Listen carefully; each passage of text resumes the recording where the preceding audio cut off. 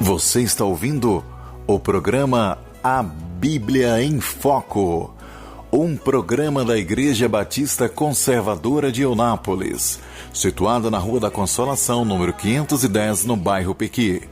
Dias de culto, nos domingos, a partir das 18h30.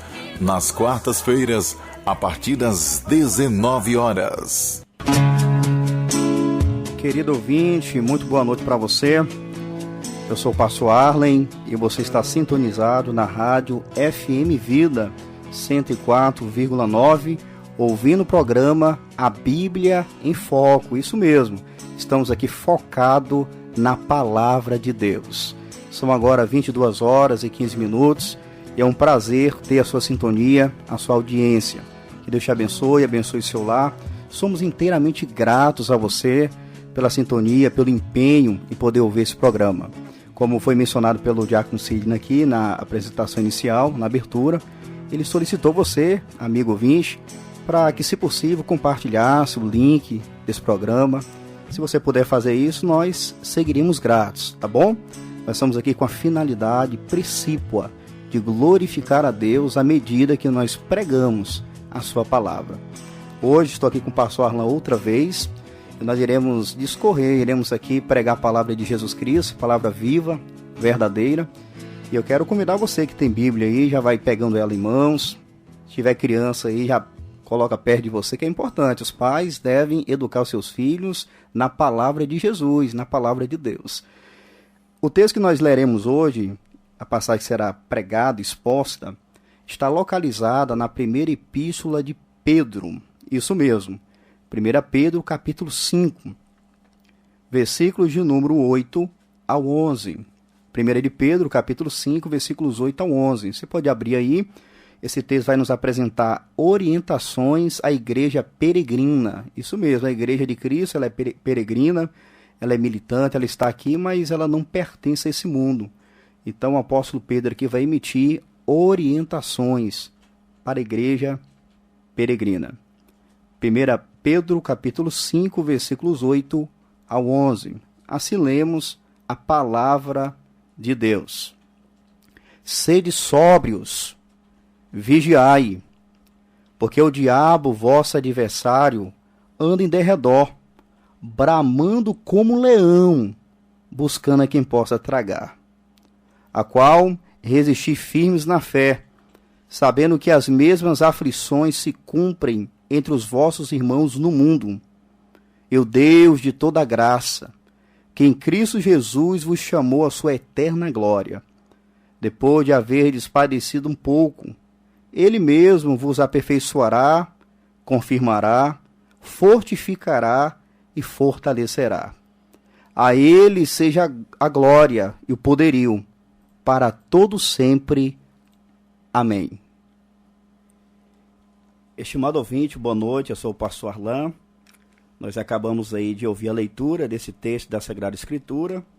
E antes de nós nos debruçarmos nesse parágrafo predicante ou parágrafo de pregação, eu julgo ser necessário uma ambientação.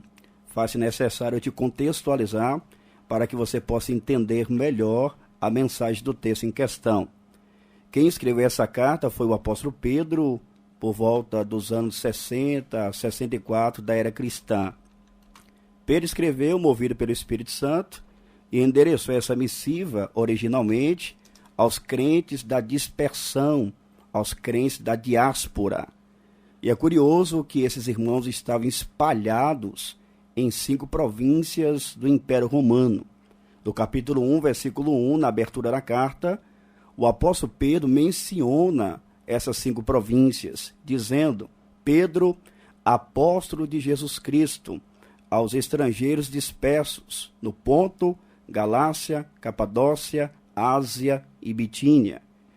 Esses irmãos, para quem Pedro originalmente endereçou essa carta, eles estavam passando por um momento muito desafiador, porque nessa época, manter-se fiel a Jesus Cristo não era sinônimo de status, publicidade, fama, como tem sido pregado por aí afora. Não, senhor. Nessa época aqui, Manter-se leal a Jesus Cristo implicava em dor, sofrimento, ridicularização e até mesmo a morte. Então o apóstolo Pedro escreve essa carta para esses irmãos que estavam sofrendo perseguição imperial e calúnia e difamação social. Este era o contexto em que Pedro enviou essa grande carta. Os irmãos estavam, de fato, sofrendo. E é curioso observar que, a despeito do sofrimento da fraternidade, o apóstolo Pedro, movido pelo Espírito Santo, vai encorajar os cristãos aqui a viver uma vida de testemunho e de submissão, apesar do sofrimento. Aqui no capítulo 5 da sua preciosa carta, o apóstolo Pedro está na reta final da sua missiva e ele vai retomar, ele vai reincidir o tema sofrimento. E ele passa então a emitir algumas orientações à igreja peregrina. No capítulo 5, versículos 1 ao 4, o apóstolo Pedro orienta os pastores a que apacentem o rebanho com total desvelo. Versículo 5, parte inicial, Pedro orienta os jovens da igreja a serem submissos aos seus respectivos pastores. Versículo 5b e versículo 6, Pedro orienta os irmãos à humildade. Versículo 7, Pedro orienta os irmãos à confiança. Versículo 8 que lemos, o apóstolo Pedro orienta a igreja à sobriedade. Versículos 9 ao 11, Pedro orienta os irmãos à firmeza. Então nós iremos nos debruçar a partir de hoje. Nós não teremos tempo para nós finalizarmos, cobrirmos toda a exposição, mas como amanhã, se Deus nos der vida e saúde, estaremos aqui de volta, nós iremos retomar e finalizar a exposição desse precioso texto da Sagrada Escritura. Nós iremos nos debruçar hoje na orientação à sobriedade. Se você tem a Bíblia, coloque seus olhos aí novamente no versículo 8, por favor. Sede sóbrios, vigiai, porque o diabo, vosso adversário, anda em derredor, bramando como leão, buscando a quem possa tragar. Aqui o apóstolo Pedro, ele emite uma orientação à sobriedade. E um detalhe curioso, pastor Ari, aqui no versículo 8, o apóstolo Pedro, ele está aí ordenando, orientando a sobriedade. Mas no versículo anterior, no versículo 7, ele havia acabado de repreender, de condenar, de reprovar a ansiedade. No versículo 7 ele diz, lançando sobre ele, sobre o Senhor, toda a vossa ansiedade, porque ele tem cuidado de vós. Ou seja, ele dá uma orientação à confiança. Os irmãos para quem ele escreveu deveriam confiar no Senhor, se esvaziar das solicitudes, das inquietações, da ansiedade, porque Deus já estava cuidando da vida deles. Mas na imediata sequência, ele dá outra orientação, sede sóbrios e vigiai. É interessante porque ele reprova a ansiedade no versículo 7 e recomenda a sobriedade no versículo 8. Qual a implicação desse fato? Não é porque o cristão deve confiar no Senhor que ele recebe autorização para cruzar os braços e baixar a guarda. Não, Senhor. O texto bíblico nos apresenta que, ao mesmo tempo que nós devemos confiar em Deus, lançar nos cuidados de Deus as nossas inquietações, nós precisamos estar com a vida marcada pela sobriedade. Então, ao mesmo tempo que você confia em Deus, você está vivendo em sobriedade. É um detalhe riquíssimo aqui do texto sagrado. Depois que Pedro ele mostra que os irmãos devem confiar, na sequência eles devem viver uma vida de sobriedade. Sede sóbrios. Eu falei na minha introdução, prezado ouvinte, que esses irmãos estavam sofrendo perseguição imperial e calúnia e difamação social. Era um sofrimento atroz, agudo. Mas agora Pedro ele está dizendo que esses irmãos deveriam viver uma vida de sobriedade. Isso é muito profundo. Por 3 vezes, pastor, nessa carta, o apóstolo Pedro exorta os irmãos à sobriedade. O senhor pode mencionar esses textos para nós encarecidamente, reverendo? Com certeza, mestre.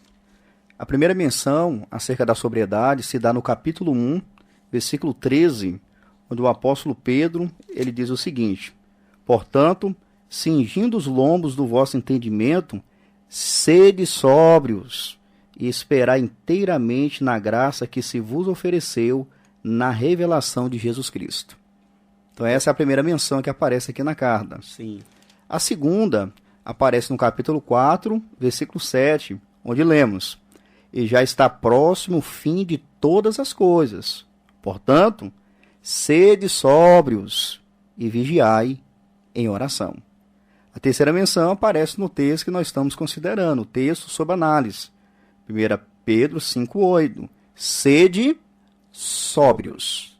Então perceba, prezado ouvinte, o apóstolo Pedro está orientando a igreja peregrina à sobriedade. Isso é muito importante, por quê? Porque ser sóbrio significa ter a mente sob controle, pensar de forma equilibrada, prudente, sensata, de forma a fazer justiça aquilo que nós cremos. E nesse contexto, como o poço, os irmãos estavam sofrendo. E geralmente é muito comum, em momento de crise, de adversidade, de vicissitude, o cristão perder a estribeira. Ficar desnorteado. Ficar desnorteado, desequilibrado. Tem cristãos que na hora da dificuldade, da perseguição, da oposição, passa a se precipitar, tanto em palavras como em decisões. Então Pedro, em face do sofrimento da igreja peregrina, ele diz: sede sóbrios, em termos mais práticos, cabeça no lugar, não se precipite, mantenha a mente de vocês sob controle, sede sóbrios. E ele incrementa a orientação sobriedade com a palavra dizendo: vigiai. Enquanto ser sóbrio significa basicamente ter a mente sob controle, vigiar é estar com os olhos abertos. É o oposto de ébrio, né? De estar ébrio. Isso, enquanto ser sóbrio é estar lúcido, ter a mente sob controle, em oposição a ser ébrio, estar com a mente comprometida. Então, além de ser sóbrio, Pedro incrementa: vigiai, ou seja, olhos abertos. Prezado irmão que me ouve agora, como está a sua mente? Em face das dificuldades, perseguições por vezes, como estão as suas emoções? Como estão os seus pensamentos? Como está a sua mente? Você está desequilibrado? Você está afoito? Você está prestes a tomar uma decisão precipitada? A palavra de Deus ao seu coração é esta: sede sóbrios. Amém. Vigiai. Meu irmão e amigo que me ouve agora, em nome de Jesus, mantenha a sua mente sob controle. Não se deixe levar pelo sofrimento, pela acusação, pela oposição. Sede sóbrios e vigiai. Então é necessário, pastor Arley, que atentemos para essa orientação bíblica. Nós precisamos, com caráter de urgência, primar, perseguir por esse ideal. Devemos viver uma vida marcada, adjetivada pela sobriedade. Isso é importante porque, como bem mencionado, o contexto dessa carta, os irmãos estavam passando por dificuldades muito grandes. E, em face das provações, nós temos que ter a mente mesmo iluminada, controlada, porque isso se faz totalmente necessário. Enfrentar as provações em desequilíbrio, o problema vai aumentar, a gente vai desonrar Deus. Sim, e Pedro aqui ele é categórico, o Espírito Santo o move para poder orientar os cristãos em face do sofrimento, a pensar, a ser ponderado, sim, a não ser afoito, a ter de fato a mente no lugar. Com isso nós aprendemos, por implicação, como devemos nos portar em face do sofrimento. Os irmãos estavam sofrendo, sim, mas como eles deveriam se portar? Aí Pedro diz: sede sóbrios, vigiai. A Bíblia, prezado ouvinte, estabelece uma maneira com a qual o cristão deve enfrentar o sofrimento. Ele não deve enfrentar o sofrimento de qualquer maneira. Ele não deve enfrentar o sofrimento de maneira a desonrar o Senhor. Por isso Pedro diz, movido pelo Espírito: sede sóbrios, vigiai. Você precisa entender que você precisa aprender com a palavra de Deus a como se portar na hora da adversidade. Eu me lembro de 2 Timóteo 2,3, o apóstolo Paulo, ele se reporta ao seu tutelado, ao seu filho na fé, o pastor Timóteo. Ele diz: Sofre, pois, comigo as aflições como bom soldado de Jesus Cristo. Ou seja, Timóteo deveria sofrer, mas como ele deveria sofrer, pastor? Como um bom soldado de Jesus Cristo. Mostrando para nós que até para sofrer, o povo de Deus sofre de forma distinta. Exatamente. De forma diferenciada. Então perceba, prezado ouvinte, esta é a primeira orientação petrina: sede sóbrios, vigiai. Mas a pergunta que precisa ser feita e também respondida é: por que em momento de adversidade eu preciso ser sóbrio e vigilante? Será por quê? O apóstolo Pedro dá orientação, mas também dá a razão. Que coisa linda! Pedro diz: sede sóbrios e vigiai. Por quê? Porque o diabo, versículo 8, vosso adversário, anda em derredor, bramando como um leão, buscando a quem possa tragar. Porque o cristão deve ser sóbrio e vigilante, porque o povo de Deus está em um campo de batalha.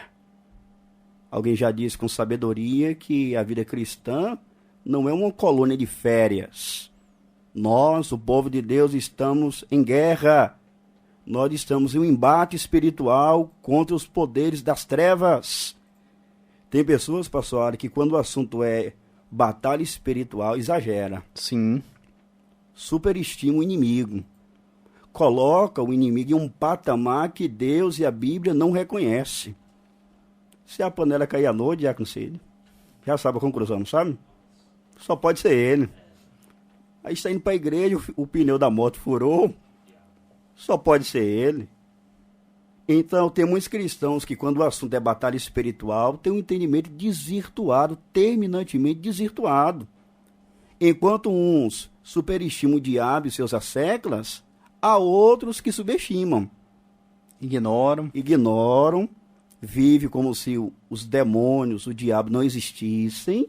Então nós, povo de Deus, precisamos buscar um ponto de equilíbrio quando o assunto é batalha espiritual. Sede sóbrios e vigiai. Por quê? Porque a igreja do Senhor está em um campo de batalha. A vida cristã não é um lugar, um ambiente para brincadeira. É necessário, sim, claro, ser alegre. A Bíblia manda, é mandamental. Só que as pessoas estão brincando com a fé. Algumas músicas, não podemos falar louvor nem de longe, em que as pessoas ficam brincando com o diabo, que o diabo está debaixo do pé, e tanta coisa, e a vida toda bagunçada. O inimigo pinta e borda. Inclusive, mestre, eu falando de brincadeira, essa expressão me fez lembrar que é muito comum as pessoas dizerem o seguinte em relação à ação do adversário. Nesses últimos dias, o maligno está brincando de ser diabo. Ele nunca brincou. Não é isso? Isso é importante ressaltar, porque o apóstolo Pedro aqui está dando a razão do porquê os cristãos devem ser sóbrios e vigilantes na aprovação. E ele mostra justamente aí que há um embate espiritual. Sim. Né? O texto vai continuar explicando isso aí, o senhor vai poder pontuar melhor. Perfeito. Então Pedro disse: sede sóbrios e vigiai, porque vocês estão em um campo de batalha.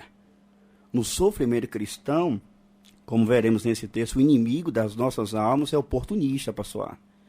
Então, enquanto o povo de Deus sofre, o inimigo das nossas almas vai buscar uma brecha para se infiltrar e prejudicar a vida do povo de Deus. Sim. Então, no sofrimento, o cristão não pode perder de vista que, além do sofrimento, ele está em um campo de batalha. E acerca dessa batalha espiritual, o apóstolo Pedro nos mostra alguns pormenores dignos de nota.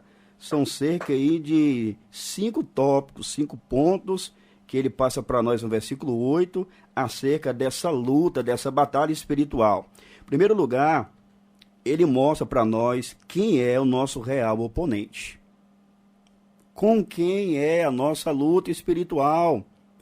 Eu disse para você, quero reiterar, os irmãos estavam sofrendo perseguição imperial e calúnia e difamação social. Os irmãos, em face do sofrimento, poderiam pensar: meu amigo é o imperador, meu real oponente, melhor, é o imperador, meu real oponente são aquelas pessoas ímpias que se insurgem, se levantam contra mim. Só que Pedro mostra que não. Eles têm culpa no cartório, sim. Eles vão prestar contas diante de Deus? Sim, mas o real oponente da igreja, Pedro diz, sede sóbrios, vigiai. Por quê? Porque o diabo, aqui, pastor, o apóstolo Pedro, ele está sinalizando quem é de fato o nosso real oponente na batalha espiritual. Geralmente, quando um cristão está sendo perseguido por alguma pessoa, caluniado, enfim, o que ele tende a pensar? Aí está o meu real oponente. E começa a usar todas as suas forças e recursos para lutar com a pessoa errada em uma luta errada. Pedro diz que a nossa luta é contra o diabo. Essa questão ela também é fortalecida no livro do Apocalipse, capítulo 2. Nós estamos aí finalizando a pregação nos 3 primeiros capítulos, né, mestre? O livro da Revelação, o livro do Apocalipse. Tem sido uma E o senhor falando sobre essa questão, me recordei aqui da igreja de Esmirna, que era uma igreja sofredora, que lembra muito o contexto, né? Para quem Pedro escreveu, os irmãos também estavam sofrendo. Claro que é um contexto diferente, mas havia uma perseguição ferrenha contra os irmãos. E a Sagrada Escritura nos mostra que Jesus Cristo, quando ele se revela à igreja de Esmirna, ele vai elogiar a igreja, aprovar a igreja. E no versículo 10, ele vai dizer o seguinte: não temas das coisas que hás de padecer. Cristo fala que os irmãos iriam sofrer ainda algumas coisas. Sim. E ele vai mostrar esse ponto que a gente está trabalhando aqui, que o diabo está por trás. Então, a igreja de Esmirna era perseguida, oprimida pelos homens, só que Cristo diz o seguinte: eis que o diabo lançará alguns de vós na prisão para que sejais tentados, e tereis uma tribulação de 10 dias. Ser fiel até a morte, dar-te a coroa da vida. Então aqui Cristo também mostra quem estava por trás de toda aquela perseguição que os irmãos estavam sofrendo. Era um arqui-inimigo maligno. Profundo. E Paulo, na sua carta aos Efésios 6,12, falando sobre a armadura de Deus, ele vai dizer: porque não temos que lutar contra carne e sangue, mas sim contra os principados, contra as potestades, contra os príncipes das trevas deste século, contra as hostes espirituais da maldade nos lugares celestiais. Então a Bíblia, de forma harmônica, mostra para nós quem de fato é o nosso real oponente. Então, pastor, é importante que o nosso ouvinte, principalmente cristão, venha atentar para esse fato, porque como poço é comum. Uma pessoa me persegue, uma pessoa fala mal de mim, qual é a tendência? A pessoa foca ali naquele ser humano que está perseguindo, e ali está na mente da pessoa o seu real oponente. Os irmãos estavam sendo perseguidos por Nero, discriminados, caluniados pelos gentios da época, pagãos, e Pedro está dizendo: olha, o real oponente de vocês, quem está por trás de tudo isto, o homem tem culpa, já disse. O imperador tem culpa no cartório, mas quem estava orquestrando por trás, usando as situações, era o próprio diabo. Reverendo, eu não sei se o que eu vou falar aqui vai interromper o fluxo do texto. Sim. Mas eu acredito que é oportuno a gente mencionar isso para o ouvinte que não é cristão. Porque se a gente está falando que a igreja, os cristãos, está em uma batalha espiritual constante, sim, qual é a condição da pessoa que não está com Cristo? Porque quem está com Cristo está no campo de batalha. Sim. E uma pessoa que não é cristã, onde ela se enquadra aí? Se o diabo se opõe à igreja de Jesus, qual é a condição daqueles que ainda não estão com Cristo unidos à sua igreja? Pastor Arley, a situação é calamitosa. Porque enquanto o crente está lutando contra o diabo e seus asséganas, uma pessoa que não é cristã, infelizmente, ela está em um reino, em um império de trevas. O Senhor nos pregou hoje, foi uma maravilha a pregação, Colossenses capítulo 1, versículos 9 a 14, e nós podemos lançar mão daquele versículo que o Senhor mencionou, Colossenses 1,13. Paulo está dizendo que agradar a Deus em vive, agradecê-lo e agradecer pela redenção. E no versículo 13 de Colossenses 1, Paulo diz: ele, Deus, nos tirou da potestade das trevas e nos transportou para o reino do Filho do seu amor. Então os crentes foram tirados da onde? Do império das trevas. E que não é salvo ainda, que não é crente ainda, está em um império de trevas, encabeçado pelo diabo. Essa é uma verdade que precisa ser dita, porque o nosso compromisso aqui é pregar a palavra. Sim. E a gente se preocupa com as almas. A gente tem que evangelizar, mostrar a realidade dos fatos, que Deus criou o homem entrou no pecado, e a Bíblia vai mostrar que o homem se torna escravo por 2 vezes. Pelo pecado, que escraviza, João 8, 34 e muitos outros textos, e essa questão também da prisão por parte do maligno. Sim. Esse texto que o senhor mencionou aí mostra claramente que Deus, ele tirou os crentes do império de Satanás. Isso. Então aqueles que ainda não foram tirados, permanecem lá. E em 2 Coríntios 4,4 diz assim: nos quais o Deus desse século, que é uma referência aqui ao maligno, cegou os entendimentos dos incrédulos, para que não lhes resplandeça a luz do evangelho da glória de Cristo, que é a imagem de Deus. Então, enquanto a igreja ela está lutando, aqueles que ainda não estão unidos a Cristo estão aprisionados. Então, caro ouvinte, isso aqui é importante a gente fazer essa observação, porque o desejo do nosso coração, ao pregarmos a palavra de Deus aqui, é ajudar os cristãos, mas para você que não é cristão, você precisa se voltar para Jesus. Justamente. Porque ou você está unido a Cristo nessa batalha contra o maligno, ou do contrário, você está rendido a ele, ao adversário. Então se volte para Jesus, sabendo o seguinte, que Deus ele pode te salvar, Deus ele pode livrar você dessa condição do império das trevas, abrir os seus olhos espirituais, como o texto diz aqui, que o maligno ele cegou o entendimento dos incrédulos. Lá em 1 João capítulo 5, versículo 19, diz que sabemos que somos de Deus, João fala acerca dos cristãos, sabemos que somos de Deus, aí ele diz, e que todo mundo está ligado no maligno. Sim. Então o mundo jaz no maligno. Então o apelo do evangelho para você que nos ouve agora é o seguinte, você que não é cristão, se volte para Jesus, se entrega a Jesus. Glória. Se arrependa, fala assim, olha, eu sou pecador, preciso da salvação, só Jesus pode me oferecer salvação. Ele morreu na cruz, os pastores estão pregando direto, que Jesus morreu na cruz para salvar, só Ele pode me salvar, e eu me entrego completamente a Ele. Sim. Depois disso, aí você vai sair dessa condição de escravidão no império das trevas e vai agora ser transportado para o reino do Filho do amor de Deus. E agora você vai fazer parte dessa batalha, né, desse exército, mas agora com Jesus Cristo, que é o capitão. Perfeito. Muito bom, reverendo. Pois bem, então Pedro está orientando a igreja a sobriedade, sede sóbrios e vigiai. Por quê? Porque a igreja está em um campo de batalha. Vimos aí no texto quem é o nosso real oponente, porque o diabo. Segundo detalhe que temos, como o nosso real inimigo é mencionado no texto. Porque o diabo. Veja bem, prezado ouvinte. A Bíblia Sagrada usa várias denominações para se referir a esse ser malévolo. Essas designações revelam quem ele é, o que ele faz. Por exemplo, em João 8,44, na parte final, fala que ele é o pai da mentira. Então ele atua na esfera da mentira. Inclusive, quem sabe você não tem sido tentado a mentir, ou talvez alguém que me ouve agora é um mentiroso. Quem é o pai da mentira é o diabo. Em Apocalipse 12, versículo 9, nós temos outras designações para esse ser malévolo. E precipitou-se o grande dragão, a antiga serpente, que é o diabo e Satanás. Então esse ser, quando é chamado de dragão, fala da sua voracidade. Ele não tem compaixão. Se ele puder destruir, ele fará. Se você está me ouvindo agora, não é crente ainda e está vivo, Deus tem te poupado, meu amigo. Você precisa o quanto antes se entregar plenamente a Jesus. Quando a Bíblia fala antiga serpente, fala sobre a sua sedução, da sua artimanha.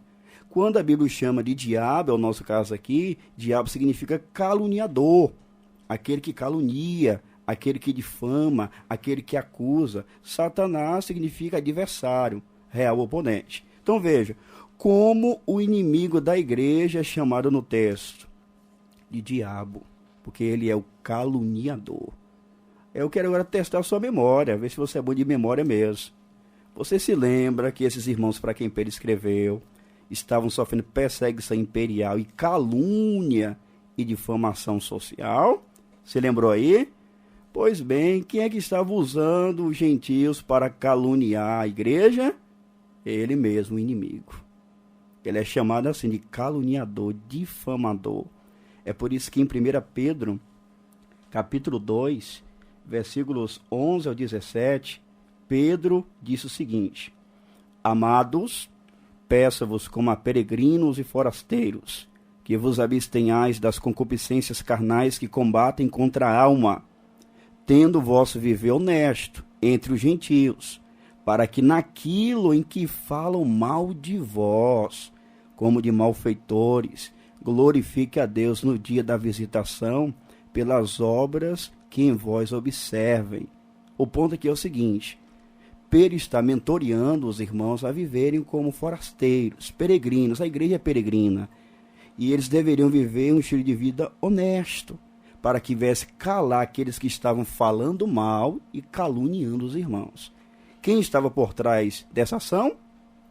O inimigo das nossas almas. Ele é chamado no texto de caluniador.